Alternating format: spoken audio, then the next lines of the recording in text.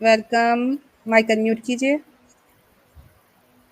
Agnostic भाई, mic unmute कीजिए। पे बात तो करनी हेलो। पड़ेगी। हेलो। जी हेलो। हाँ जी सर। सर मेरा वैसे तो हिंदू हूँ, मैं एग्नोस्टिक हूँ। मेरा एक्चुअली आपसे बस इतना ही कहना था कि हम मतलब इस्लाम के बारे में हम कितना डिस्कशन करते हैं, लेकिन जब हम इस रियल वर्ल्ड में देखते हैं प्रैक्टिकली, तो मतलब आप उसको कहते भी है कि ये इस्लामोफोबिक है, लेकिन प्रैक्टिकली आप देखो जो भी कंट्रीज इस्लाम को फॉलो कर रही हैं उनकी सिचुएशन हमने क्या है। हमने ये स्ट्रीम नहीं रखी है, हमने ये स्ट्रीम नहीं रखी है। हाँ हमने जी, हाँ स्ट्रीम तो जी। क्या मुझे इनकी रखी है? बात का आखिरी हिस्सा प्लांट। मुझे समझ नहीं आया कि क्या क्या हुआ फिर। अरे नहीं कैसर नहीं भाई मेरा छेड़ लें इनको। नहीं नहीं मेरा कहने का नहीं, मतलब यह है कि उसकी आपकी मर्जी, आप कहेंगे तो बात आगे बढ़ेगी। मैं सिर्फ अपनी समझ के लिए कि मैं वो आखिरी हिस्सा समझ नहीं पाया इनका। मेरा आखिरी हिस्सा ये था कि जिस कंट्रीज में सब जगह इस्लाम है, वहां पे सिचुएशन बहुत अच्छी नहीं है। मैं इस वर्ल्ड की बात करूं तो चाहे आप किसी का भी एग्जांपल ले लीजिए, तो उस बारे में अगर आप कुछ कहना चाहें। आई मीन ठीक है, मतलब कुरान में बहुत अच्छी बातें लिखी हैं। आप जब भी हम कोई कुछ भी इस तरह का क्वेश्चन पूछते हैं तो आप हमेशा कुरान का हवाला देते हैं। मैं मानता भी हूँ कि कुरान में बहुत अच्छी बात, लेकिन रियल वर्ल्ड में इम्प्लीमेंटेशन तो सर कुछ हो नहीं पा रहा है उस चीज का। उसके बारे में या अगर आप कुछ बोलना चाहे तो। जी बिल्कुल, मैं बोलता रहता हूँ उस बारे में कि हमें चाहिए आज़ादी भाई। हम नहीं चाहते किसी सेकुलर कंट्री में जाके अपने सिस्टम को इम्प्लीमेंट कर दें ज़बरदस्ती। लेकिन अफसोस उस वक्त होता है कि वो सेकुलर कंट्रीज जिनका हवाला दे के हमें ताना दिया जाता है कि तुम अच्छे नहीं हो और उनसे पीछे हो, वही अगर हमें नोच रहे हों। मिसाल के तौर पे 3 लाख से ज्यादा बच्चों की शहादत हो चुकी है ईरान में, सिर्फ इस वजह से कि अद्वियात नहीं पहुंच सकी, इसलिए कि अमेरिका ने पाबंदी लगाई हुई है। ये हिरोशिमा के में जो बच्चों की जो डेथ्स हुई थी, उनसे ज्यादा की हम बात कर रहे हैं तादाद में। फर्स्ट इराक वॉर जो हुई है उसमें 5 लाख से ज्यादा बच्चे अगेन इसी वजह से उनकी शहादतें हुई हैं, उनकी डेथ्स हुई हैं कि अमेरिका के लगाए हुए जो ट्रेड एम्बार्गोज हैं उसकी वजह से वहां पे अद्वियात नहीं, मेडिसिन नहीं पहुंच रही हैं। हर मुस्लिम मुल्क किसी न किसी हवाले से किसी न किसी लोकल या इंटरनेशनल सिस्टम के अंदर जकड़ा के रख दिया गया है। कहीं पे डायरेक्ट अटैक हो रहे हैं, कहीं पे इनडायरेक्ट अटैक हो रहे हैं, कहीं पे इकोनॉमी उनकी पकड़ी हुई है। तो हम ये कहते हैं कि भाई हमें वो आज़ादी चाहिए। हम गुलाम रहे हैं कुछ 100 साल, उसके बाद फिर हमें आज़ादी मिली है 1945 ऑनवर्ड्स इस्लामी मुल्कों को। 1920 के बाद मिलनी शुरू हो गई थी पहली जंग अजीम के बाद, लेकिन ज़्यादा स्पीड बढ़ी है दूसरी जंग अजीम के बाद। तो अभी हमने दुनिया में अपना सिस्टम दोबारा से इम्प्लीमेंट करना है, जो कि हम करना चाहते हैं। लेकिन जो ऊपर से जिनको हम इस्तामारी इदारे कहते हैं, या जो ब्रेटन वुड के सिस्टम्स के जो इदारे हैं, जिसके अंदर वर्ल्ड बैंक है या जिसके अंदर आईएमएफ है या सो फोर्थ है, उन्होंने एक इंटरनेशनल ऑर्डर को दुनिया पे इस तरह से इंप्लीमेंट किया हुआ है कि कोई मुसलमान चाहते हुए भी इस वक्त आज़ादी के साथ, कोई मुसलमान मुल्क वो इस्लामिक सिस्टम को इंप्लीमेंट नहीं कर सकता। तो ये हम पे जुल्म हो रहा है। आप ये आर्गुमेंट कभी भी नहीं दे सकते कि एक आदमी को अगर 5-6 लोग मार रहे हैं और वो उनके जुल्म को जस्टिफिकेशन बना के कहें कि जो मार रहे हैं वो तुमसे बेहतर हैं। क्वेश्चन ये है कि वो जुल्म क्यों कर रहे हैं। वो तो खुद को ह्यूमन राइट्स का चैंपियन कहते हैं। वो तो अभी पाकिस्तान का ईरान के साथ मुआहदा होना है, गैस का होना है, 2 मुसलमान मुल्क हैं, अमेरिका का ताया लगता है उसने आगे पाबंदी लगाई है, तुम नहीं कर सकते। बदमाशी है ना, ये सीधी सीधी बदमाशी है। तो हमें ये हमें ताना ना दें कि आपके जो मुल्क हैं उसमें इस्लाम क्यों इंप्लीमेंट नहीं हो रहा, या जहां पे मुस्लिम मुल्क हैं वहां पे प्रॉब्लम्स क्यों हैं। उन लोगों की वजह से प्रॉब्लम्स हैं जो ये ताना दे रहे हैं। उनसे पूछो प्रॉब्लम्स क्यों क्रिएट करते हैं। नहीं नहीं मैं समझ रहा हूँ सर, लेकिन मेरा कहना है मतलब ये है कि प्रॉब्लम्स तो हर देश में है। जैसे अब आप से एक सिंगापुर एक छोटा सा कंट्री है, वो भी 50-60 पहले 70 साल पहले उसको इंडिपेंडेंस मिला, लेकिन उसने अपना सिस्टम कितना बढ़िया बनाया। आजकल हर आदमी सिंगापुर का एग्जांपल देता है।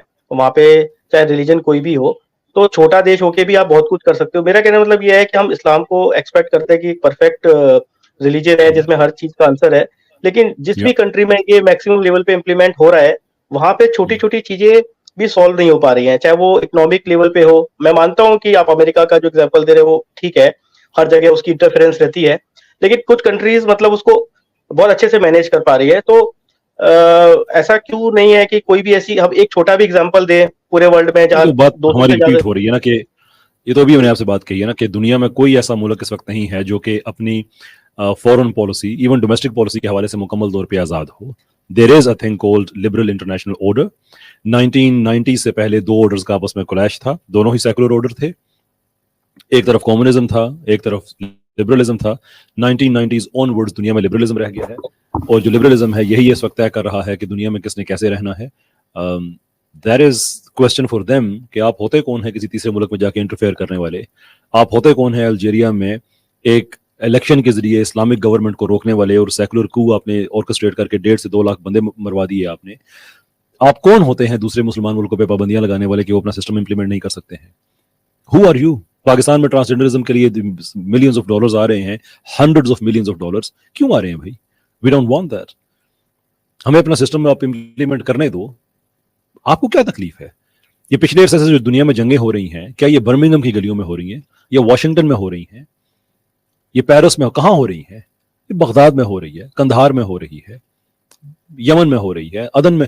यानी कि हमारे ही मुल्कों के ऊपर बमबारियां, हमारे ही मुल्कों के ऊपर इकोनॉमिक पाबंदियां, हमारी जो आज़ादी हम चाहते हैं बहसीत इंसान, जो हमारे फंडामेंटल ह्यूमन राइट्स हैं, जो हमें चाहिए, जो यूनिवर्सल हैं, हम कोई भी उसमें से हमें नहीं मिल रहा।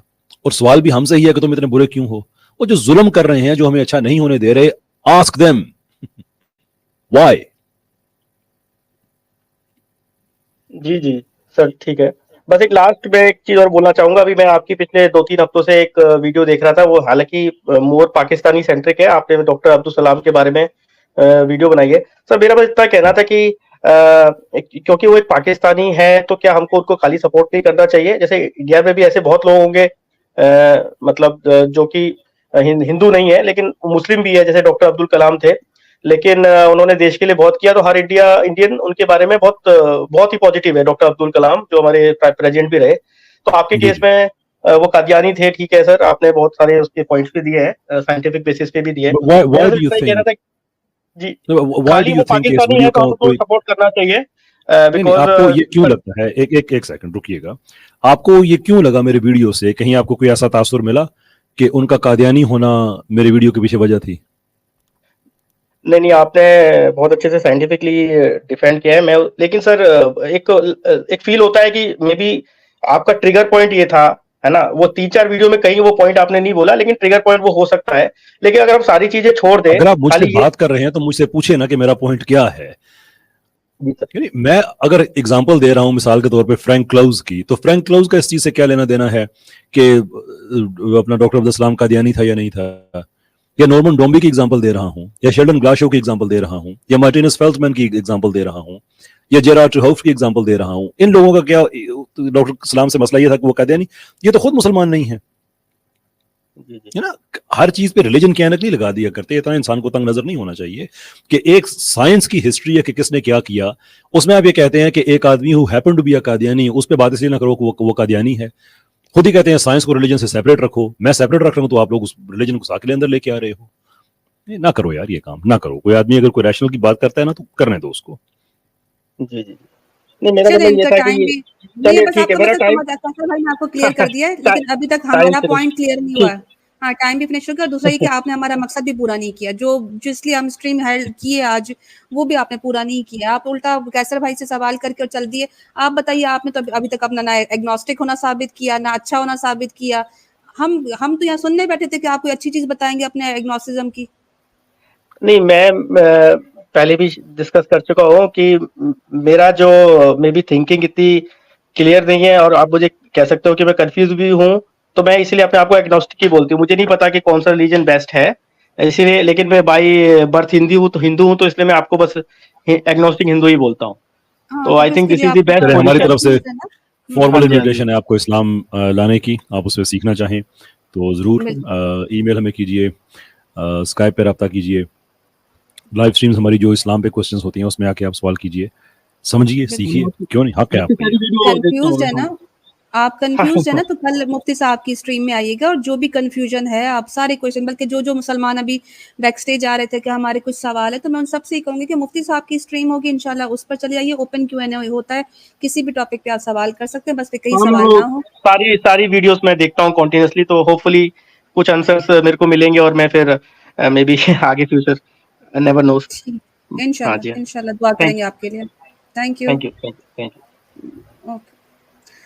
अच्छा कैसर भाई, लिंक जो है वो मेरे ख्याल से पिन अगर आप हटा दें तो बेहतर हो जाएगा, क्योंकि अब हमारे पास सिर्फ मुसलमान कॉलर्स आ रहे हैं और बैक स्टेज जो है वो 2 हिंदू भाई हैं, उनसे पहले बात कर लेंगे और फिर मैं आपसे पूछूंगी कि मुसलमान कॉलर्स में से सिर्फ अगर कोई इज़्म पे कोई सवाल जवाब करना चाहता है तो वो ले सकते हैं या नहीं।